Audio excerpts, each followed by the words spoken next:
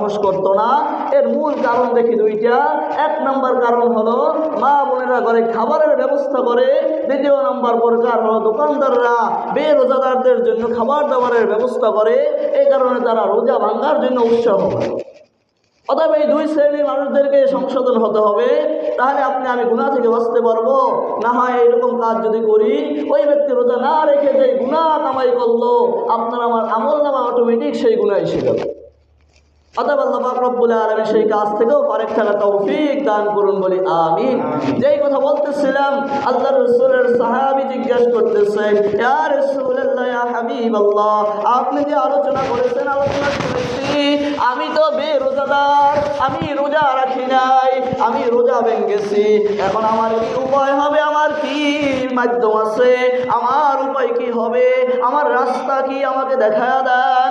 আল্লাহর হাবিব জনাবে মুহাম্মদুর রাসূলুল্লাহ সাল্লাল্লাহু আলাইহি ওয়াসাল্লাম বলতেছেন, হ্যাঁ সাহাবী, তুমি যে রমজান মাসের রোজা ফরজ করা হয়েছে, এটা অস্বীকার করেছো, অমান্য করেছো, এটা ভেঙেছো, এর জন্য তোমার জন্য শাস্তি হলো তুমি একটা রোজার মাধ্যমে একটি রোজা না রাখার কারণে তোমাকে 60টি রোজা রাখতে হবে, 2 মাস রোজা আদায় করতে হবে। একটা রোজার মাধ্যমে কয়টা রোজা রাখতে হবে? 60টা রোজা রাখতে হবে। আল্লাহ রাসূলের সাহাবী বলতেছে, ইয়া রাসূলুল্লাহ, ইয়া হাবিবাল্লাহ, একটাই ভাঙছি, একটাই রাখতে পারি নাই, একটার পরে আর তার সাথে সাথে কাজা একটাই রাখা আমার জন্য কষ্টকর। আমি কিভাবে 60টি রোজা আদায় করব? এটা তো আমার পক্ষে সম্ভব না, এটা আমি পারবো না।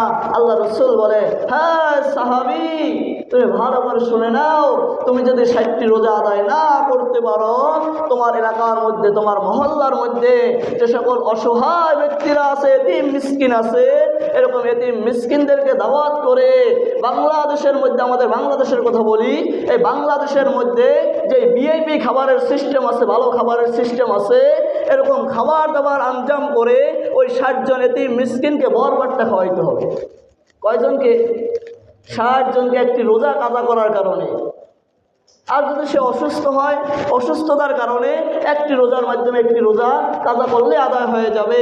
আর যদি ইচ্ছাকৃতভাবে সুস্থ থাকার পরেও একটি রোজা কোনো ব্যক্তি, কোনো বান্দা বান্দি ভাঙ্গে, তার শাস্তি হলো কমপক্ষে 60টি রোজা রাখতে হবে। 60টি রোজা যদি আদায় না করতে পারে, তাকে 60 জন এতিম মিসকিনকে বরবারটা ভরপুরভাবে ভিআইপি সিস্টেমে খাবার দাবার খাওয়াইতে হবে। এটাও পারতেছেন। আল্লাহ রাসূলের সাহাবী বলতেছে, ইয়া রাসূলুল্লাহ, ইয়া হাবিবাল্লাহ, আমি তো অসহায়, আমিও মিসকিন, আমার মা দুনিয়ায় জীবিত নাই, আমার বাবাও জীবিত নাই, আমি অসহায়, আমার নিজের খাবার দাবার জোগাইতে আমার কষ্ট হয়। আল্লাহর রাসূল জনাবে মুহাম্মদুর রাসূলুল্লাহ সাল্লাল্লাহু আলাইহি ওয়াসাল্লাম বলতেছেন, হ্যাঁ সাহাবী, কোনো উপায় নাই, এটা তোমাকে আদায় করতেই হবে।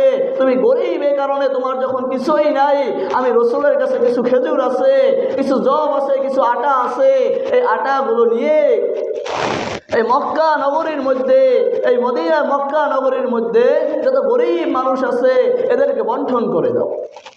তারপর আল্লাহ পাক রাসূল ছাড় দেয় নাই, আর ছাড় আল্লাহ পাক রব্বুল আলামিন দিবেন না। নিজের পক্ষ থেকে নিজের উপাদান ছিল খেজুর এবং জব, আটা, সেগুলো আল্লাহ রাসূল ওই গরীব সাহাবীকে দিয়ে দিয়েছেন।